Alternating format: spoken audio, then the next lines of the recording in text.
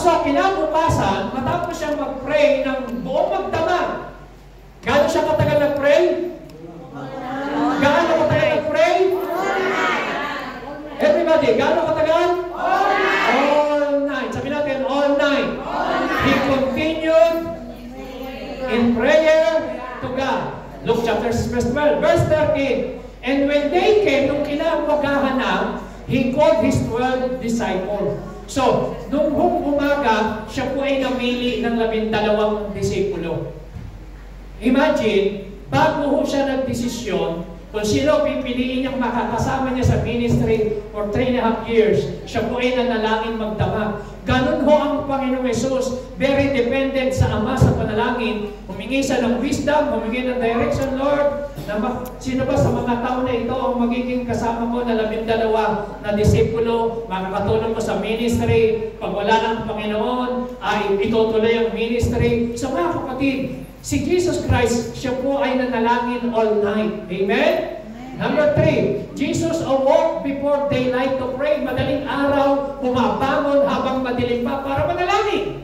Mark chapter 1, verse 35, 37, very early in the morning while it was still dark, hanggang madilim pa, tulog pa, naghihilig pa yung mga kasambahay. Si Jesus Christ bumabangon. Saan pupunta? Sabi ng Bible, Jesus got up, left the house, and went off to a solitary place where he prayed. Pupunta lagi siya sa isang lugar para manalangin.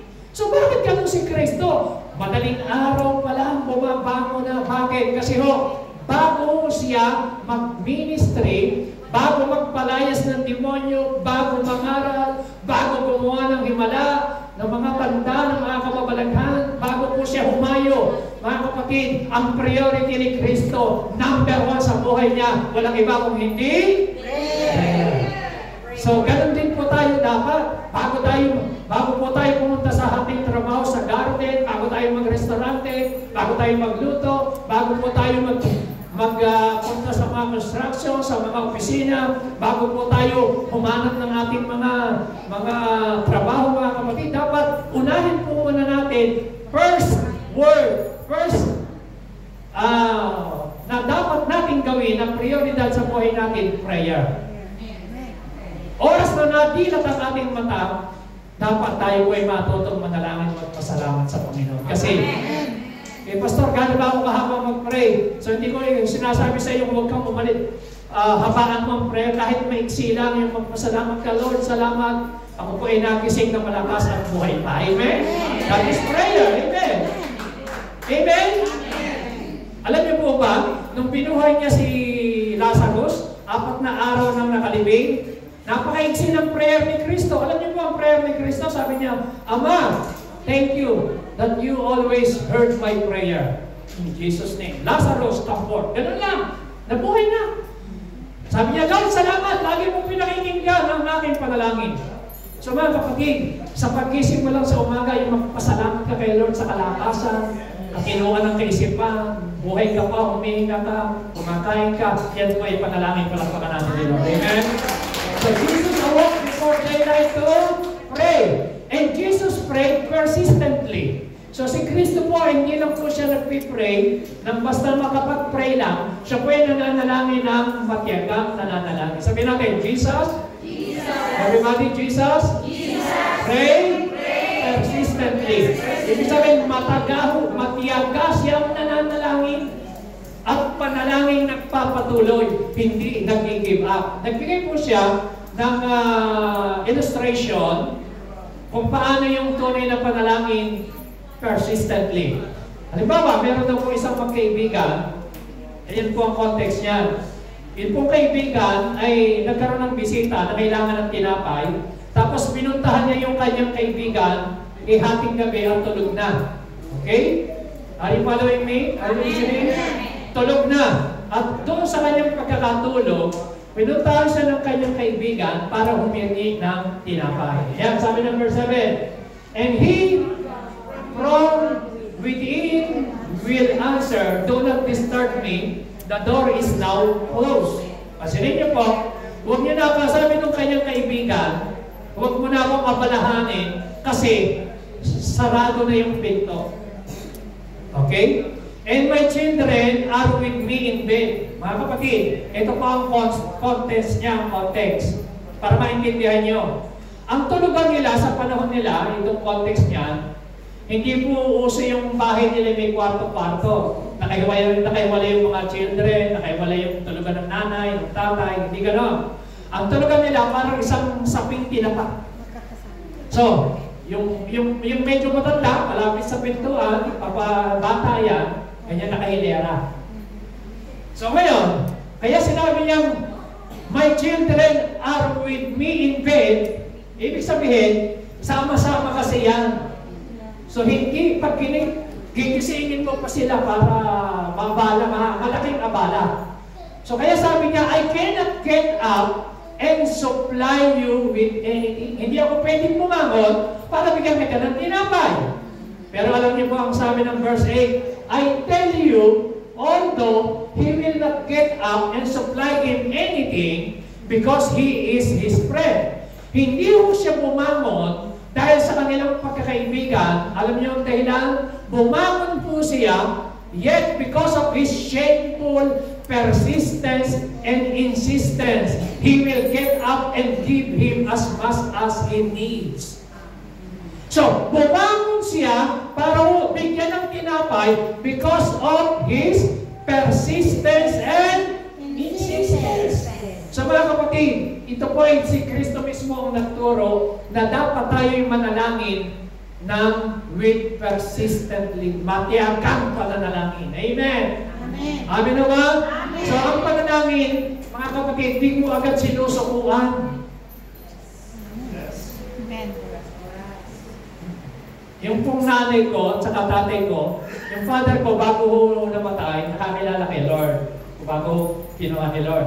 Ang mother ko, siya po ay religious leader. 3 taon ko po siya pinag-pray. 3 years.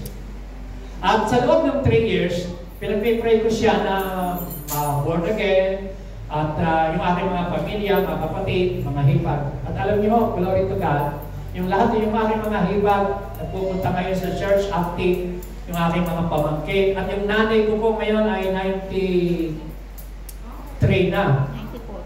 94 na. 94 na. Ngayong P.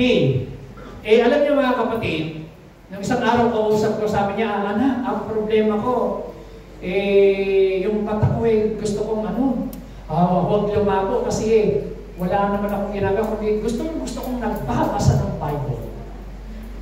At alam niyo, napakarami niyang memory verse, chapter by chapter.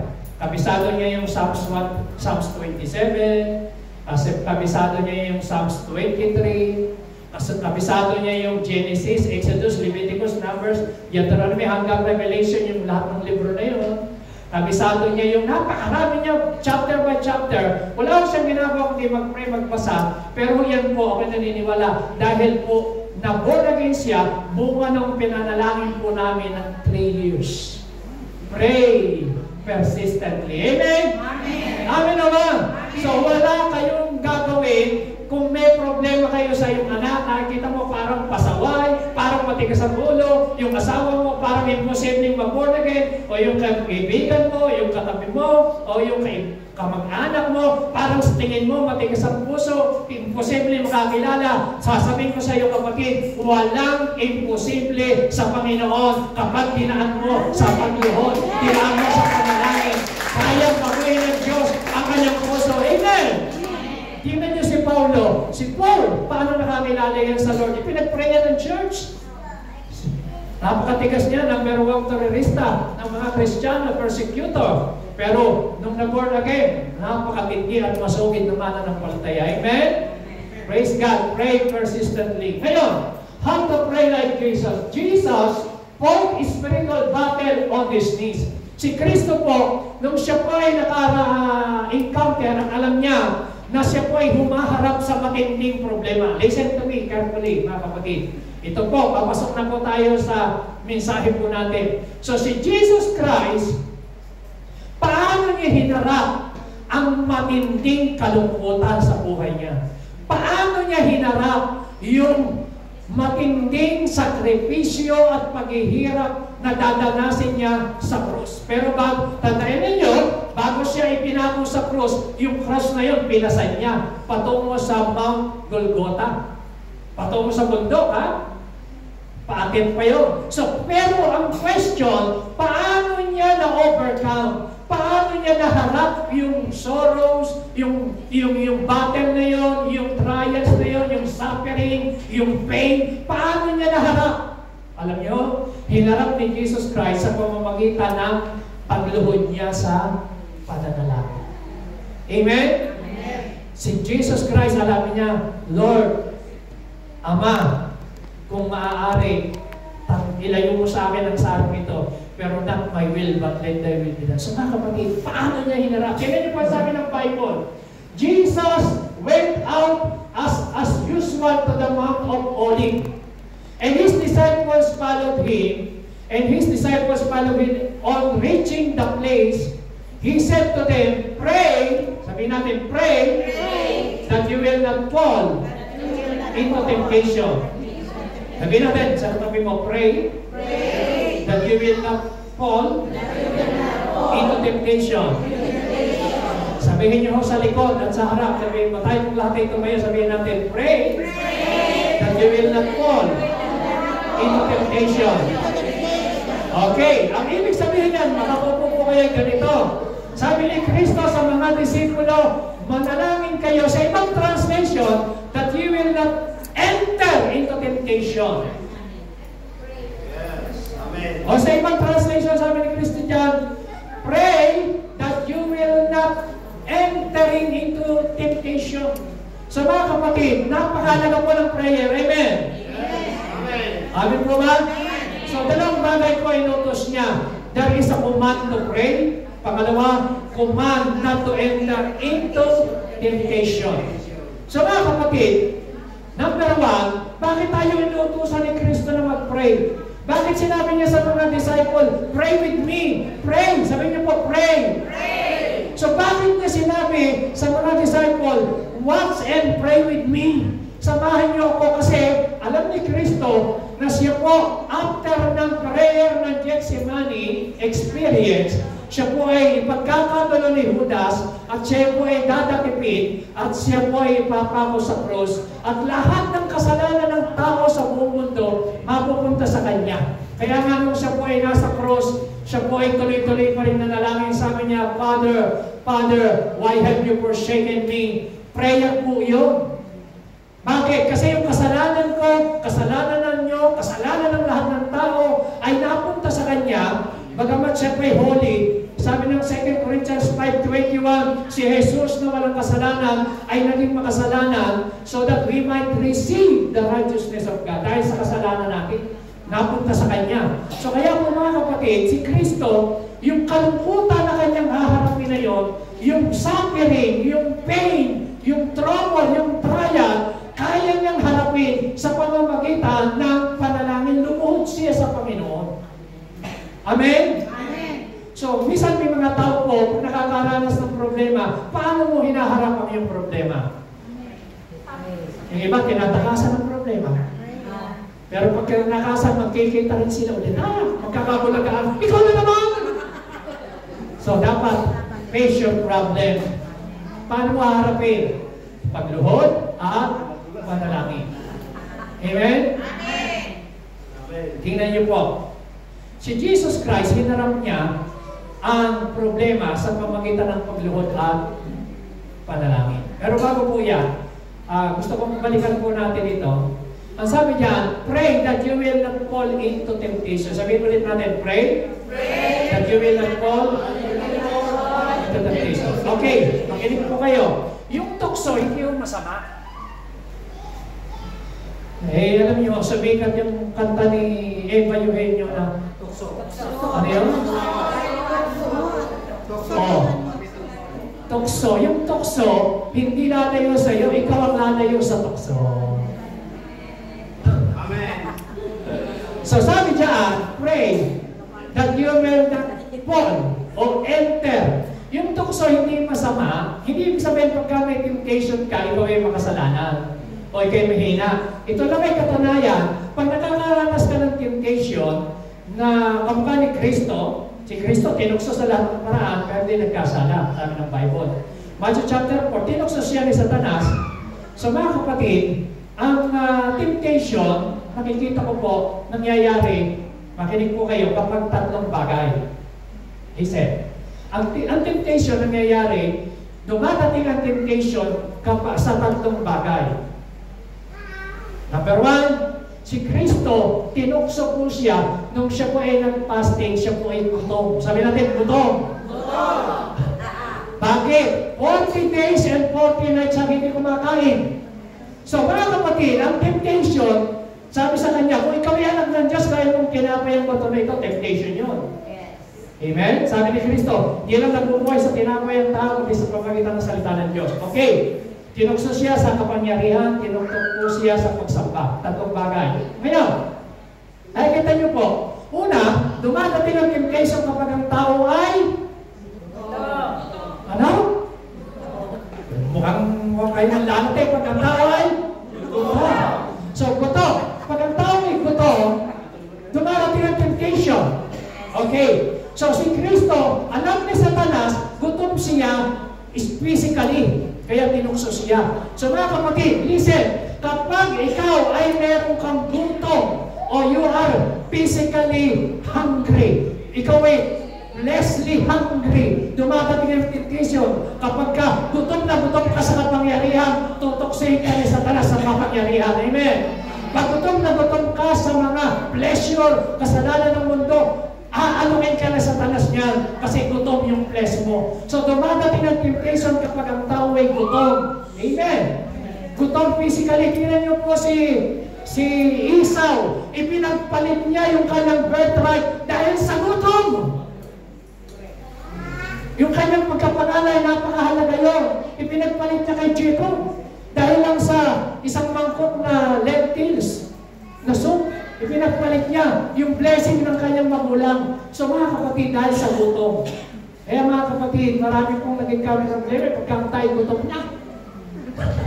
Nagre-reklamo, lumalabas ang natural. So si Jesus Christ, kasi gutom siya, kaya sa tinukso. So mga kapatid, kapag ang tao ay gutom, physically gutom yung flesh niya, naghahanap ng sex, naghahanap ng pleasure, naghahanap ng, kasi ano yan eh, matagal na sa uplod, matagal ng single yan, kaya yan dumadating ang tukso, kaliwa, kanan, kaliwa. Kaya ang mga tao, dumadating ang tukso kapag ang tao ay gutom! Ingat kayo, nagkala yung gutom. Live less and spiritual and natural, ha? Spiritually and physically, kapag tayo gutom, may temptation. Tingnan niyo po, ang mga temptation ng mga Israelita, sobrang gutom sila. Sobra silang magreklamo kay Moises. Bakit? Gutom sila eh. Walang makain sa wilderness. Buhaw. Karaniwan ng reklamo, tingnan niyo po yung mga sa Book of Acts chapter 6. Dahil sa pagkain, hindi sila nagkasundo-sundo. Pero sabi ng mga disciple, magpo-focus kami sa word and prayer. Ayusin niyo yan, sabi ng Panginoong pumili ng mga disciple. So, ang problema nila, yung pagpapakain. So mga kapatid, pray so that you will not fall into temptation. Pangalawa, ang tao po ay gutom kapag po ang tao ay na tinutokso, isolated. Sabi natin, isolated. Si Jesus Christ, nag-iisa siya noon. Isolated siya. So, nag-iisa siya. Kaya sabihin mo sa katabi mo, huwag kang mapag-isa. Karaniwan ang tukso, dumadating kapag nag-iisa. Nag-iisa sa kwarto, nag-iisa sa dilim, nag-iisa sa mga sasakyan, nag-iisa sa isang lugar, nag-iisa sa sinihan, nag-iisa sa hotel, nag-iisa sa mga delikado. So si Jesus Christ, isolated siya. Isolated. Kasi po, siya po ay fasting and prayer, nag-iisa siya. Sabi ni Satanas, pagkakataon ko na ito, natutoksohin ko siya. So mga kapatid, dumadating ang temptation kapag nag-iisa. Kaya dapat po, ang katalinuhan, yung mga may asawa, yung mga may asawa, dapat yung mga asawang babae, lagi yung gugwardyahan ang asawa ng lalaki. Lagi kayo, para dapat kayo si George King. Lagi kayong nakagwadya. Amen. Dapat lagi kayong kasama para kayong si Priscilla and Aquila sa Bible, laging magkasama. Kasi po, pagka ho nag-iisa, doon dumadating ang temptation. Amen o ba?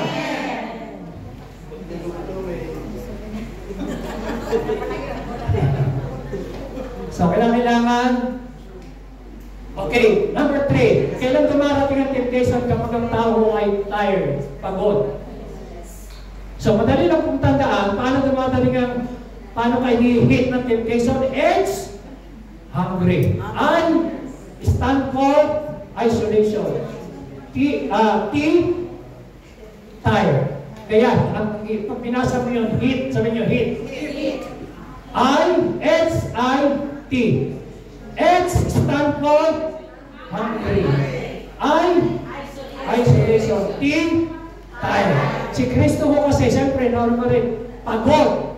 Di ba? Pagod. O, tingnan nyo yung mga taong sobrang pagod ang isip, pagod ang kaluluwa, pagod ang emosyon, pagod ang pisikal. Alam niyo po, pagka pagod ka pisikal, natulog ka, pag gising mo, malakas ka na ulit.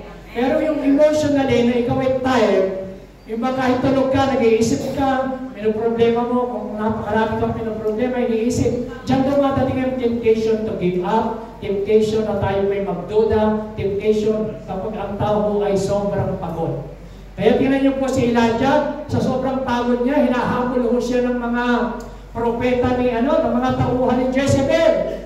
Sa pagod niya, nandun siya sa ilalim ng puno. Imagine matinding propeta yan, nagpapababa ng apoy sa langit. Si Elijah. Pero dahil siya may sobrang pagod, hinabol siya ng hinabol ng mga tauhan ni Jezebel, papatayin siya, nagutom siya, alam niyo kung siya natulog? Ginising ng anghel, dinalang una, pinatulog. Pangalawa, dinalang anghel ng pagkain. Kasi may gutom Tapos pagod. Dahil ng pagod, alam niyo ang prayer niya, Lord, patayin mo na ako. Ganyan. Kasi pagod.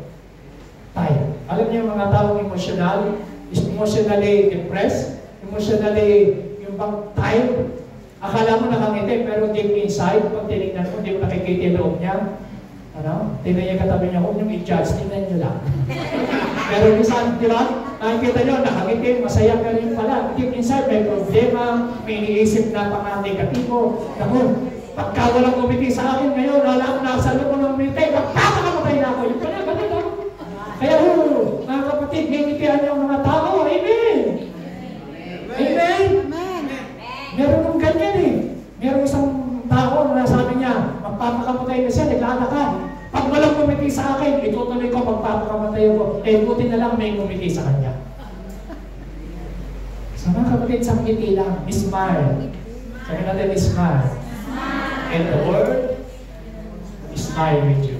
Okay, paano hinarap ni Kristo ang trials?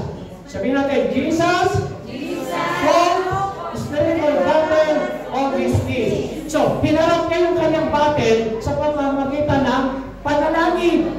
Basahin niyo mga ilangas niyo po, everybody, lahat tayo magbasa. Luke 22. He brought a large stone from the other. Anong ginawa niya? Knelt down and pray. Verse 42. Father, if you are willing, take this cup from me, yet I will, but your will be done. May nakita akong cup dyan. Meron nga ng cup na yun. Hindi mo yun naman. Example ko lang.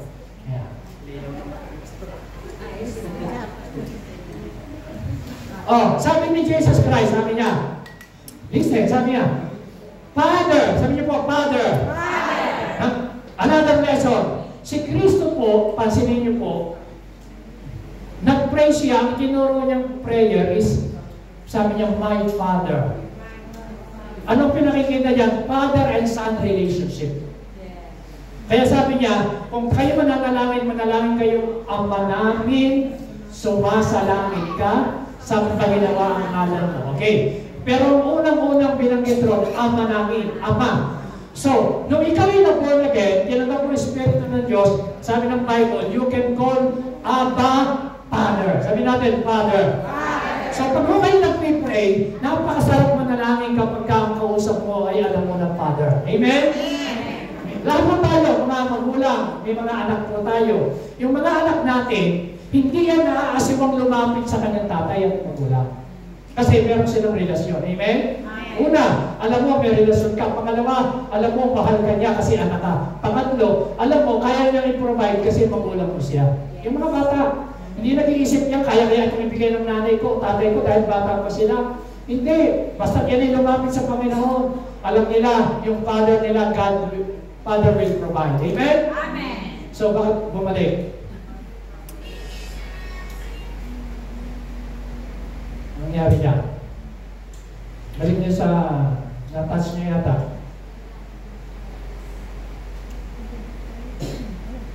So sabi ng prayer ni Jesus Christ, remove this cup, but not my will, let thy will be done. So ano po yung cup na yun? Ano yung cup? Nagre-represent po ito ng kanyang dadanasin na suffering at kamatayan sa yung kasalanan natin, kasalanan ng tao. Amen ba? Amen. So kaya sabi ni Kristo, paano niya hinarap yun? Alam niyo, matindi yung kanyang kakaharapin na yun. Kasi po, actually sa Bible, ang mga pinapako sa cross, yung mga magnanakaw, mga masasamang tao. Ang mga pinapako sa cross, yan po ay kamatayan para sa mga rapists. Tapos ipinaparada pa yan. At para ipakita publicly na sila yung mga masamang tao. Kaya si Kristo, makita nyo, pinapasan sa kanya yung cross publicly. So ganyan kasi, ang mga pinapako sa cross, mga masamang tao, si Kristo, hindi naman siya masama. Wala nga siyang kasalanan. Amen ba? Amen. Si Kristo po, walang kasalanan. Pero kaya sabi niya, Lord, kung maaari yung cup na ito, ano yung cup? Yan po ay simbolo ng kamatayan. Sabi niya, Father, if you are willing, take this cup from me. But not my will, but your will be done. Amen. Pero bago niya pinag-pray yun, anong ginawa niya? He knelt down and... Ano ginawa ni Jesus? Ano ginawa ni Jesus? Ano ginawa?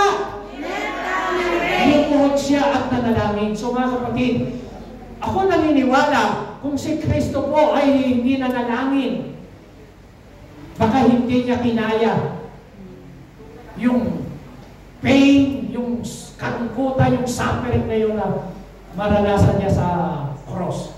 Kaya sabi niya, Father, kung will mo, pansinin niyo po, sinurrender niya yung kanyang will. Not my will, but let thy will be done. So ang tunay na panalangin, mga kapatid, pananalangin ng pagsusurrender ng iyong kalooban. May mga tao, di ba mga binata, nagpipray ng mga pagpakasawa. Minsan, Lord,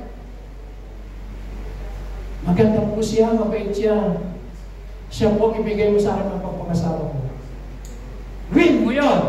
Pero ang tamang panalangin, Lord, gusto ko po siya, pero not my will, but let thy will be done. Amen?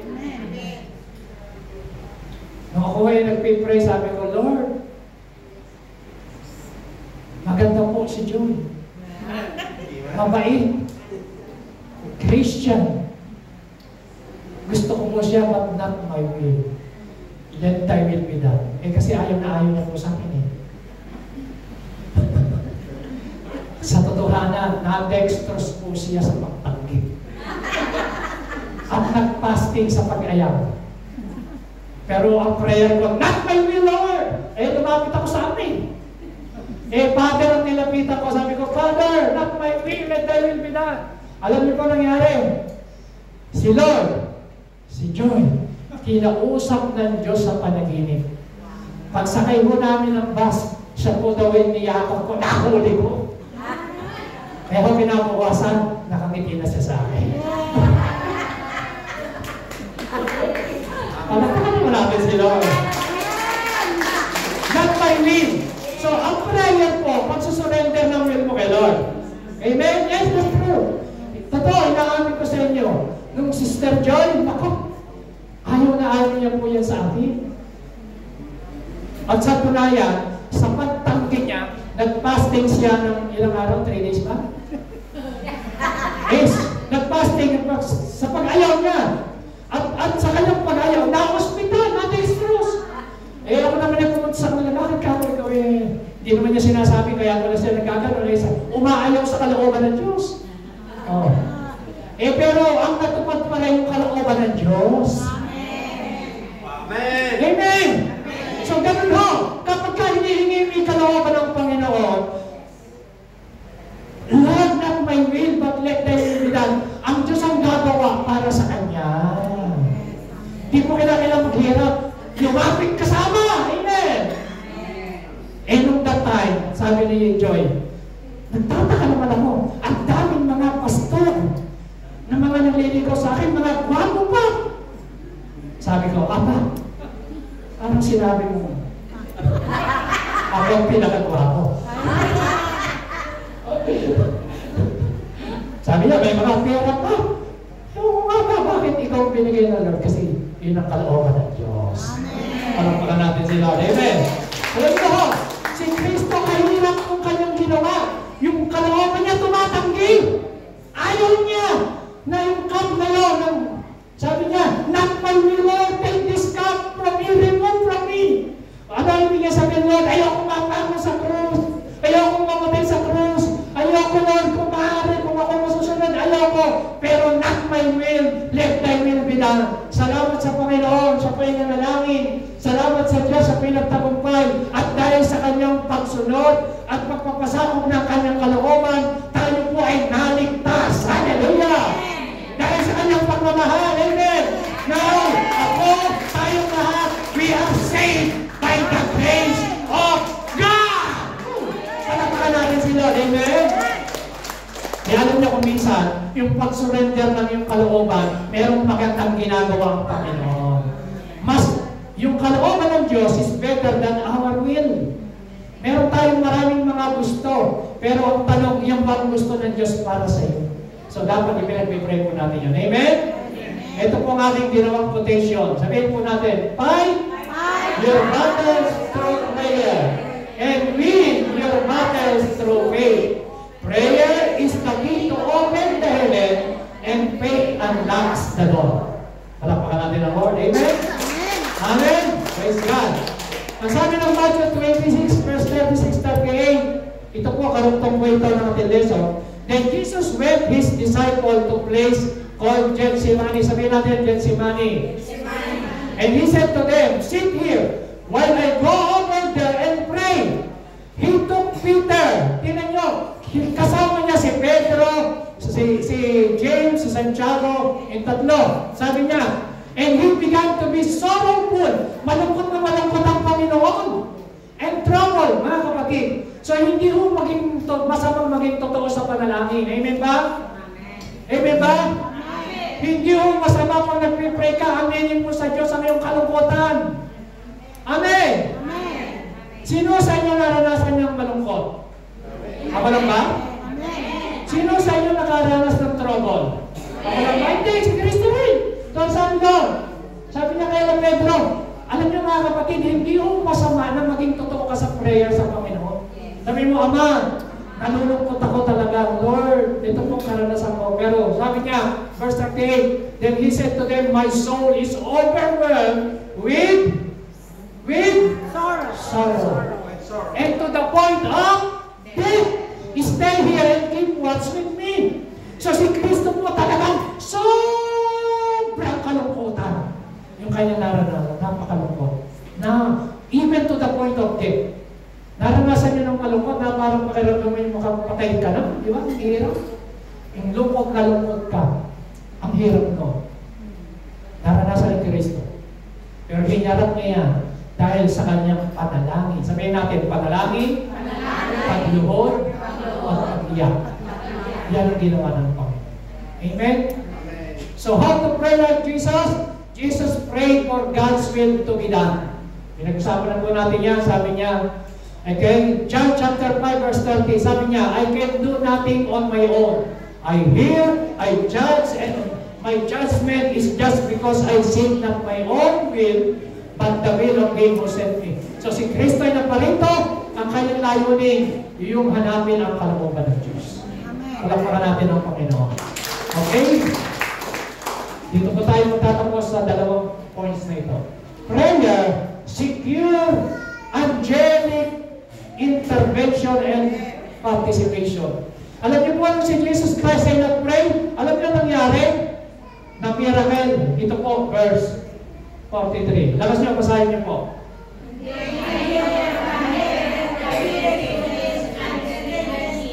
Ano sabi? An angel. Everybody, lakas natin. An angel appeared to him. Ano ginawa ng angel? Ano ginawa ng angel? Appeared and strengthened him. So, tingnan niyo po si Jesus Christ, nanghihina siya, lungkot na lungkot siya, sa kanyang kakaharapin na cross, nung siya lumuhod, nung siya nag-pray, nag-appear ang angel, at siya po ay in-strengthen. Pinalakas siya. So mga kapatid, listen, magtatapos na po ako, magaling po kayo. Tingnan niyo po, pag ikaw ay nanalangin, sa Bible, makikita niyo, from Old to New Testament, pag nag-pray ka, nagkakaroon ng participation o intervention po ang mga anghel ng Diyos. Pag nag-pray ka. Amen ba? Amen. Amen? Example, nung si Paul at si Silas, ano nangyari? Nabilang ko, nag-pray, pinawala ng anghel ng Panginoon. Kayo din si Pedro, sa Acts chapter 12, nakatali ang kanyang paa at kamay. Bigla na lang dumating ang anghel, nagliliwanag sa loob ng kulungan. Tinanggal ang kanyang mga kadena sa paa, binuksan ang mga pinto ang bakal. Itong si Pedro nakalaya. Pero sabi ron, Acts chapter 12 verse 4, and the church fervently praying to God for Peter. So, siya po ay maningas na pinag-pray ng church. So mga kapatid, kapag nag-pray ang church, nag-i-intervene, kumikilos ang anghel ng Diyos. Amen? Amen. Kaya yung mga Kristiyano na hindi nag-pray, baka yung mga angel nyo, nakahalagkip-kip, tulog, walang ginagawa kasi hindi nag-pray. Kaya kung gusto nyo mag-active ang inyong mga anghel, mag-pray kayo palagi. Amen? Amen ba? Amen. Amen si Lord. Amen? Yes! Oh, nasabi doon. Masabi nyo mga ulit? Amen. Oh, naalala niyo po, bigyan yung example. Si Zacarias, nag-pray siya yung kanyang asawa, Baog. Hindi sila magkaanak. Saka pupunta niya ng church, nag-pray siya, nag-appear yung angel. Sabi ng angel, Zacarias, huwag ka nang matakot, don't be afraid. Your prayer is heard. Ang yung asawa, magbubuntis, mananganak. Pero mapipipi ka sa loob ng 9 months hanggang di pinapanganak yung bata. Alam mo, hindi siya kapagsalita kasi makapagsalita pa ng negative eh. Napipi talaga. Nung ipinanganak si John the Baptist, saka pala nakapagsalita. Pero merong pakikialam hanggang yung angel nag-appear, nagsabi sa kanya. Si Paul, papunta po siya lilitisin. Siya po yung kanyang sinasakay ng barko, hinampas ng malalakas na bagyo ng hangin. Nawasak. Nag-pray si Paul. Nag-appear yung angel nung gabi. Sabi ng angel, sabi mo sa mga kasama mo, walang mamamatay kahit isa. Manampalataya lang sila. Sinabi niya, huwag kayong matakot, walang mamamatay. Walang nangyari, walang namatay. Lahat sila naligtas. Palakpakan natin. So, anong nangyari? Pag nag-pray ka, mayroong participation, mayroong intervention ang anghel ng Diyos. Amen. Yan po ang nangyari kay Kristo. Kaya po si Kristo lumakas. Hallelujah. Kaya po siya lumakas na harapin, kaya niyang harapin yung suffering, yung pagpapago sa krus, dahil siya po ay pinalakas ng angel ng Panginoon. So mga kapatid, pag ikaw ay nagpipray, pag nagpipray ka, ang unang-unang nabibless, ang unang-unang napagpala, yung mga tao na nanalangin, ikaw ay lumalakas ka spiritually, lumalakas ka, amen? Kaya mo harapin ang mga trials, mga problema, mga sakit, mga kahirapan, trials, mga suffering, mga trouble sa buhay mo. Bakit? Ini-strengthen ka palagi ng Panginoon. Dahil sabi ng Bible, they that wait upon the Lord shall renew their strength. They shall walk like eagle, they shall fly, but they are not tired. Ang sabi ng Bible. Hindi sila nangihina, kamukha ng agila. So, make the Lord the source of your strength through prayer. Pag nangihina ka na, kailangan mong mag-pray, kapatid. Alam mo na, nangihina ang buhay spiritual. Kailangan mong manalangin. Kailangan mong manalangin. At dyan lalakas ang tatatagang yung kalooban para maharap mo lahat ng mga trials, problem na may encounter mo araw-araw sa iyong buhay. Walang kalam ng Panginoon. Hallelujah! At si Kristo, hindi lang basta prayer and being in anguish. Ang sabi ron, He prayed more earnestly. Sabi niyo, He prayed earnestly. O sa tindi na kanyang panalangin, yung kanyang dugo, yung kanyang pawis ay naging parang dugo. Imagine, naranasan niyo naman nagpipray na ikaw sa tindi ng panalangin mo, pinapawisan ka talaga. Lumalas, tumatagaktak ang iyong pawis. May sudden prayer. So tayo po lahat kayo tumayo. Si Jesus Christ, He prayed earnestly. Sabi niyo, He prayed earnestly. Jesus prayed earnestly. Maningas na pananalangin. Sabi po, ni Kristo nung bumalik sa mga alagad dahil sila po itulog.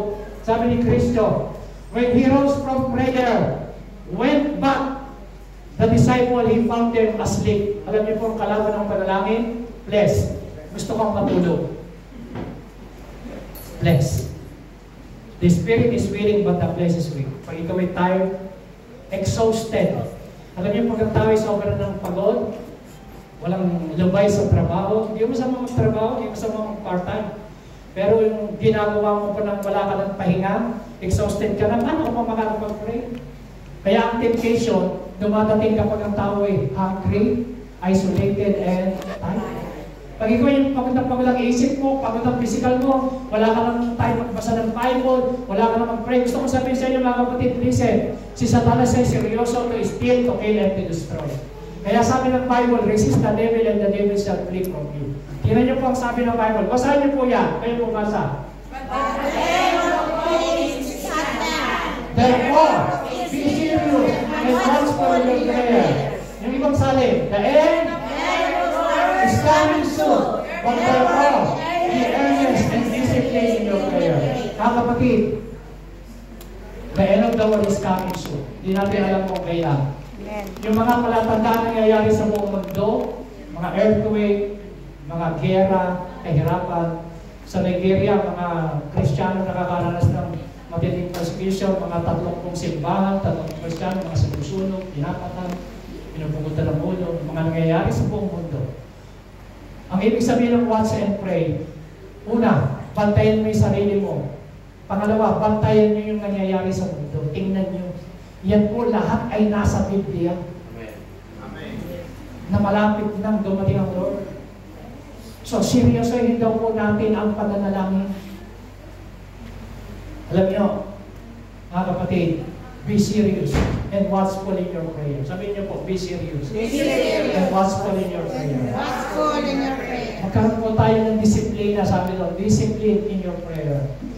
Alam niyo, mag-develop po tayo ng habit of prayer.